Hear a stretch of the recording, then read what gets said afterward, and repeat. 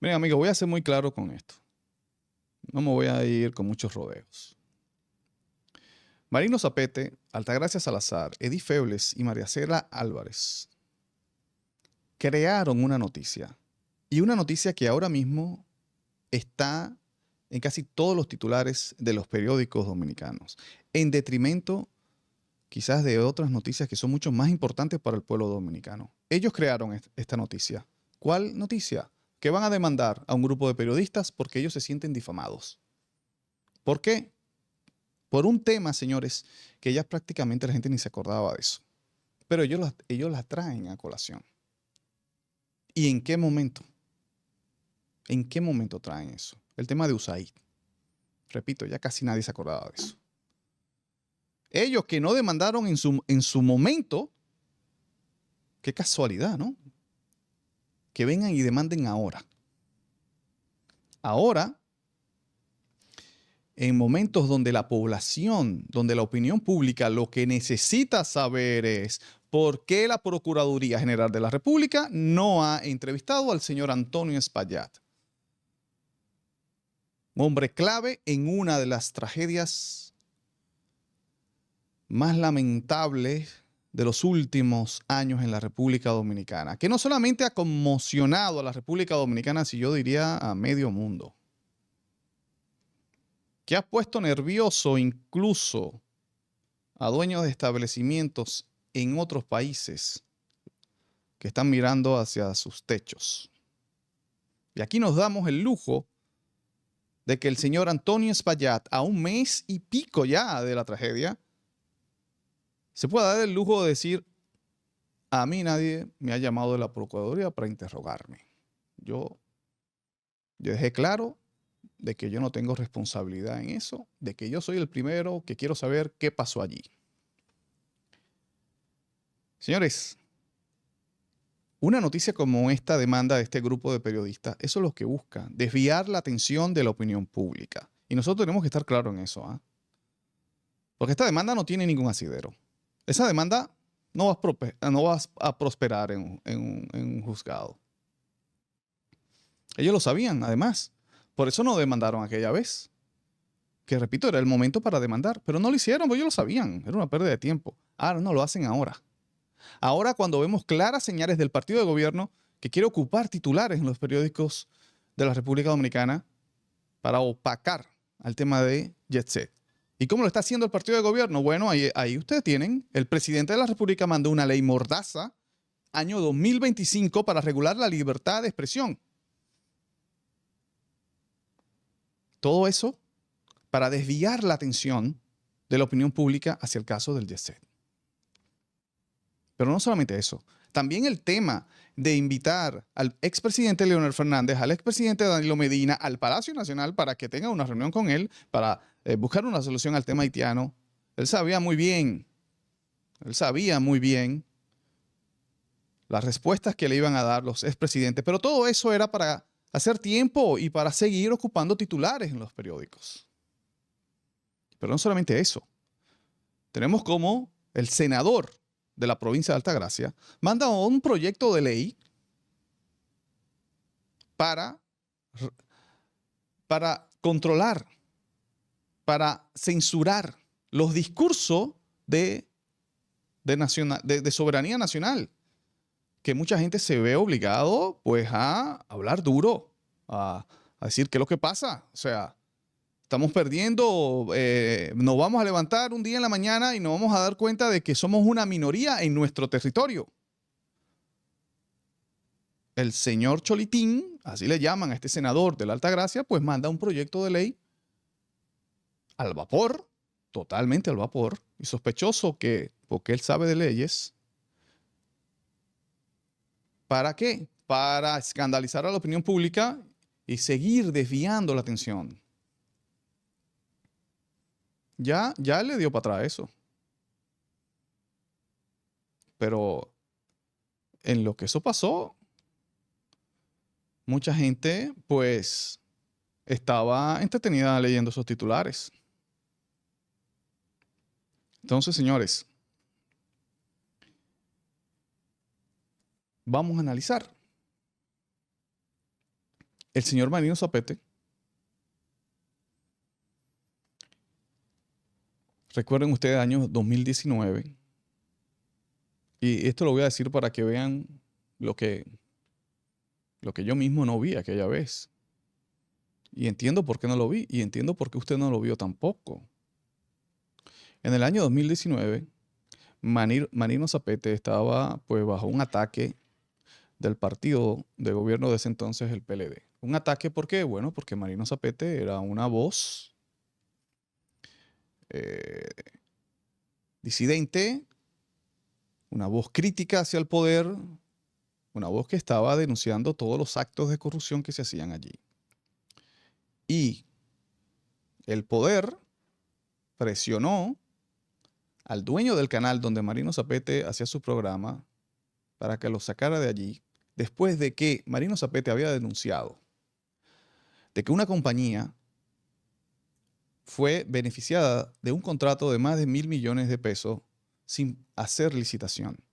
Y que esa compañía estaba representada por la hermana del procurador de la República, Jean Alain, en un claro acto de tráfico de influencia, y muchísimas leyes se violaron con eso.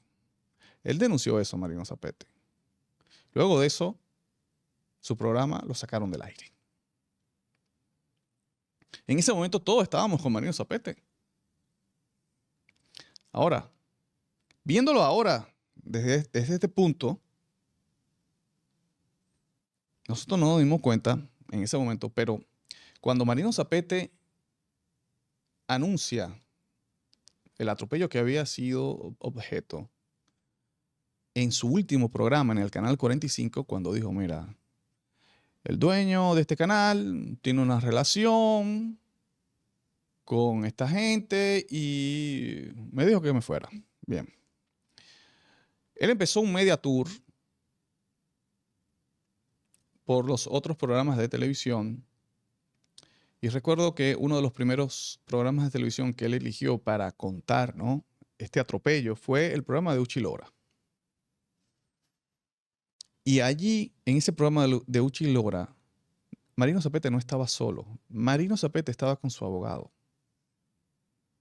Señores, ¿y quién era su abogado? Lo vemos claro hoy, ¿no? Yo entiendo que para ese entonces no sospechábamos nada. Pero ahora sí. El que estaba al lado de él, dando esos media tour, era Jorge Luis Polanco. Jorge Luis Polanco, abogado de Antonio Espaillat. El abogado del presidente, que le renunció al presidente un decreto que debe ser uno de los negocios más fructíferos para cualquier bufete de abogado en la República Dominicana. Debe ser una cifra récord. El dinero que se estaba metiendo este señor coordinando la recuperación de los bienes robados. Seguramente ya contaban con más de 500 millones embolsillados. Y este señor se da el lujo de renunciar a eso para ir a defender al señor Antonio Espaillat. Por lo cual, todos nosotros hicimos un ejercicio de sentido común y dijimos, no, señores, eso lo mandó el presidente de la República, es su abogado. Además, este Jorge Luis Polanco no viene trabajando con el presidente de la República a raíz de ese decreto del año 21, no, es que vienen de una relación anterior. Y ese era el abogado, señores, de Marino Zapete. ¿Ven cómo todo pues conecta, ¿no? Y entonces uno tiene que caer en cuenta, es que Marino Zapete estaba haciendo un trabajo político. No estaba haciendo un trabajo de periodismo independiente. No, un trabajo político. Y esos trabajos políticos dentro del periodismo tenían una forma muy tradicional de pagar. Y además, y me parece que esa forma tradicional de pagarlo, pues era prácticamente honesta. Es decir, antes estos periodistas se hacían con la credibilidad de la opinión pública y luego resulta que lo que estaba haciendo era un trabajo político, porque cuando sube al poder la oposición, estos periodistas que eran críticos con el poder, pero cuando sube la oposición, entonces vemos cómo estos periodistas aceptan su decreto, lo mandan por una embajada, le dan una institución. Entonces ahí tú dices, ah, bueno, sí, estaba haciendo un trabajo político y le pagaron. Pero bueno, está la clara ahí, ¿no? Los ejemplos sobran de eso, de ese tipo de pago, ¿no? Ese tipo de pago a ese trabajo político. El problema es que esta gente, Marino Zapete,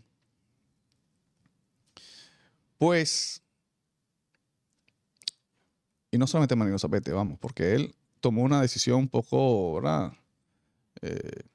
Quiso disimular el asunto, pero obviamente todos nos dimos cuenta. Cuando Marino Zapete gana el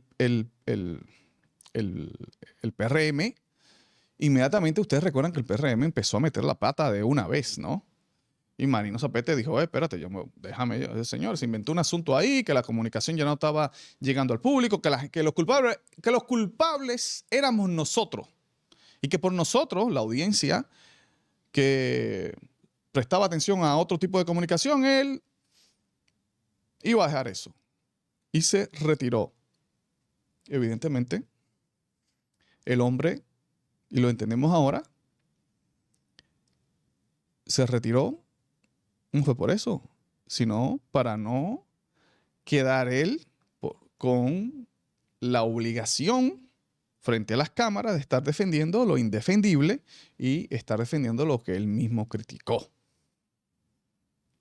Eso por ese lado. Por eso se retiró. Obviamente, luego de que su esposa pues recibiese una pensión especial, una de las tantas cosas que él criticaba duramente en los gobiernos anteriores. Una pensión especial, de esas que da el presidente de la República, de esas que puede ser por mérito o por ganas o simpatías del presidente de la República y que ninguna ley le impide esa vaina. Esa fue una pensión que recibió la esposa de Marino Zapete antes de él retirarse de la comunicación, ¿no? Bueno, en el caso de María Cela Álvarez, pues María Cela Álvarez ni se retiró, siguió con su programa. Y lo que vemos en el programa de María Cela Álvarez es, primero, que es un programa donde cuando hay alguna crisis, que el partido de gobierno se ve en la obligación de que sus funcionarios envueltos en estos escándalos tengan que hablar, pues ¿dónde van? Bueno, donde María Cela Álvarez, porque María Cela Álvarez es independiente. Y qué casualidad, todos van allí, a hablar allí. Y vemos cómo el espacio es bastante controladito allí, ¿no? Y estos funcionarios se sienten muy cómodos allí, hablando y justificando lo injustificable allí. Lo hemos visto. Pero María Cela Álvarez no es PRMista. Ella es independiente y tira sus críticas a veces a algunas cosas. Nos dimos cuenta de que el hijo de María Cela Álvarez pues también estaba en un contrato donde pues muy polémico porque un contrato que debió pasar por licitación y no pasó por allí, ahí estaba siendo beneficiado el hijo de ella. Entonces, ven cómo todo conecta. Edith Febles, ya hemos hablado hasta el cansancio de Edith Febles, ¿no? Edith Febles, la que ha sido la elegida en 2 ocasiones para manejar crisis. Dentro de un esquema de manejo de crisis de algo que ha pasado, allí está Edith Febles, siendo garante de la transparencia, del periodismo independiente, porque está entrevistando a el objeto de acusación de algún escándalo y la gente tiene que creer. Es decir, el escándalo de Jochi Gómez, por ejemplo, con el Intran y la licitación esa, pues, ¿quién fue que entrevistó a Jochi Gómez? Fue Edith Febles. Para darle garantía a la opinión pública de que, bueno, Edith Febles, que no pertenece a ningún partido, no pertenece al partido de gobierno, es una periodista independiente, ella está entrevistando a Jochi Gómez, ahí está. Y todos vimos lo que pasó con Ho Chi Minh en aquella entrevista, que en el momento en que Ho Chi Minh quiso salirse del guión, ella lo paró y no dejó seguir hablando. Repito, fue la periodista también elegida para entrevistar al señor Antonin Spaillat, cuando Antonin Spaillat decidió hablar en el momento y dónde quiso hablar. ¿Y con quién hablar? Con Eddie Febles.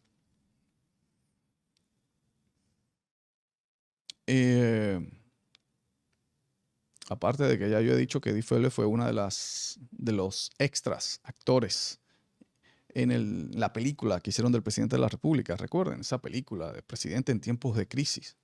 Ahí estaba Eddie Febles representando al periodismo independiente de la República Dominicana, arrodillándosele y casi besándole la mano al presidente de la República que nos salvó de la pandemia por su excelente gerencia.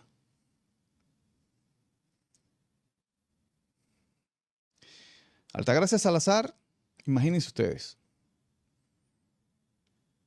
Altagracia Salazar, que no tuvo otra, ¿no? Que luego de que Donald Trump decidiera, pues, hacer este asunto de tirar para adelante a los USAID, algo impensable, ¿no? Pues, inmediatamente, repito, el pueblo dominicano, porque no solamente fueron estos 4 periodistas que hicieron ese ejercicio de sentido común, es que fue el pueblo dominicano que dijo de una, pero si USAID fue que dio todo el dinero para Marcha Verde, pero entonces sus protagonistas, que eran estos 4, tuvieron que ser beneficiados. Y allí es cuando Altagracia Salazar entonces se ve obligada a contar algo que nunca había contado. Y que es sospechoso que nunca había contado, porque el tema de los USAID era un tema que fue recurrente en cierto tiempo. Fue recurrente a mitad de los 2000 con el tema de Hugo Chávez. Se empezó a cuestionar, se empezó a sospechar de que, oye, hay periodistas que tienen influencia en la opinión pública que Estados Unidos está financiando, o vamos, la CIA está financiando a través de la USAID. Y luego, a finales de los años 2000, también volvió el tema nuevamente. Incluso cuando el punto álgido de la Marcha Verde también se volvió el tema de dónde vienen estos fondos. Y la señora Altagracia Salazar nunca había dicho lo que contó después, que, repito, se vio obligada a contarlo bajo el contexto que estaba ya, ¿no? Acorralada prácticamente. Dijo, mi primer trabajo fue en USAID. Señores, ellos están demandando porque, repito, estos 4 comunicadores y el pueblo dominicano hizo ese ejercicio de sentido común.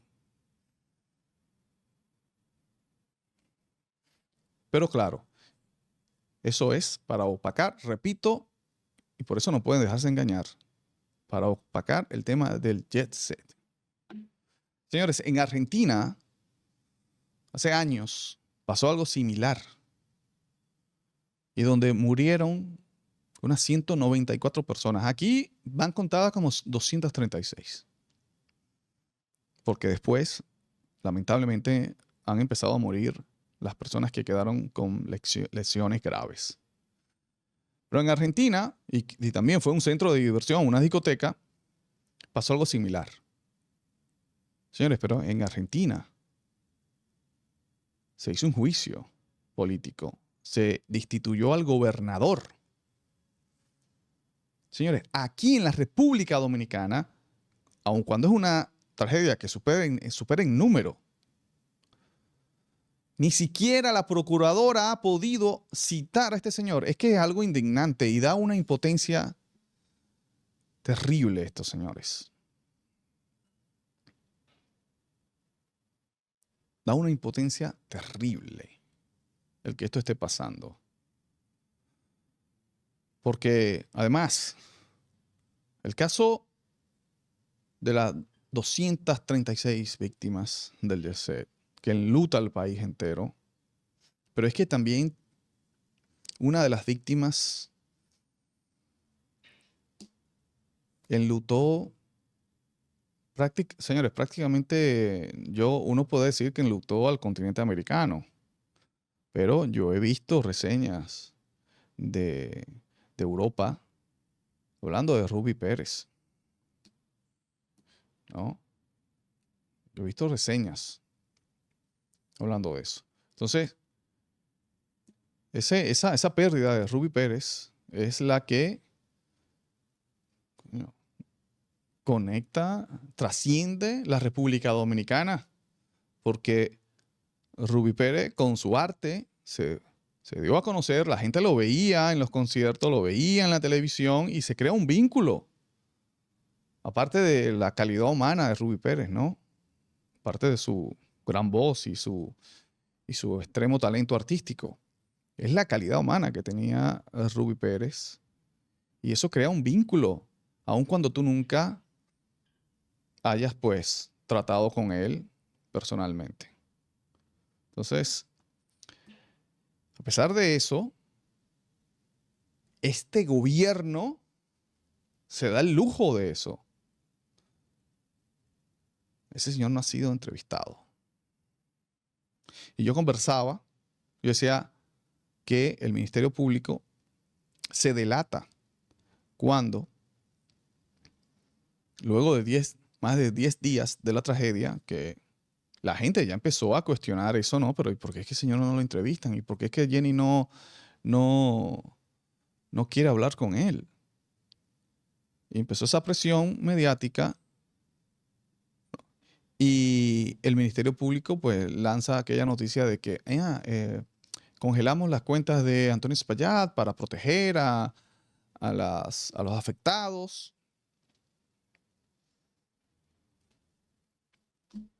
Y yo decía, pero ¿cómo te vuelas un paso tan significativo de tú? No te atrevas a entrevistarlo. Pues si no te atreves a entrevistarlo, es porque, según tú, el Ministerio Público, pues no hay razón para entrevistarlo. Porque estás en una investigación de 10 días ya. Pero entonces sí le congelas cuentas, pero no lo entrevistas. Evidentemente eso fue una mentira. Eso sencillamente fue para poner los titulares de que, algo estamos haciendo. Y después viene el asunto de un mes después, señores, justamente un mes después, donde la inoperancia del Ministerio Público ante esto, ante el hecho de no querer hablar con Antonio Espaillat, es extremadamente evidente, pues lanza otro titular, el Ministerio Público, ridículo, de más, poniendo un letrerito en las ruinas del Jet Set y titulando los periódicos como el Ministerio Público incauta Jet Set. Todo para engañar a la gente, decir, estamos trabajando. Pero ¿por qué incautas el Jet Set? ¿Quién era el dueño del Jet Set? El dueño del Jet Set es Antonio Espaillat. Y tú primero incautas el inmueble, pero no te atreves a hablar con él. No te atreves a hablar con Antonio Espaillat. Primero no te atreviste a hablar con él para decirle, mire señor, tenemos que congelarle su cuenta. Cosa que ya el abogado Hopperman nos dijo que eso era imposible porque el Ministerio Público tiene que tener una orden del juez, la cual no tuvo. Por eso digo, fue un titular para engañar a la gente de que ellos estaban trabajando. Pero en caso de, supongamos que hubiese sido verdad, tenías que hablar con él primero. Pero ya ahora, después de un mes, le incautas una propiedad a un ciudadano que no ha podido hablar con el Ministerio Público. Hay una complicidad de Estado en todo esto, señores. Increíble. Y repito, por eso es que vemos tantas noticias desde el gobierno para ocupar titulares y desde los aliados del gobierno como estos 4 periodistas que tienen que estar pagándole al gobierno. Yo soy José Maracayo. Gracias por el favor de su sintonía. y seguimos la conversación en los comentarios. Eso es muy importante.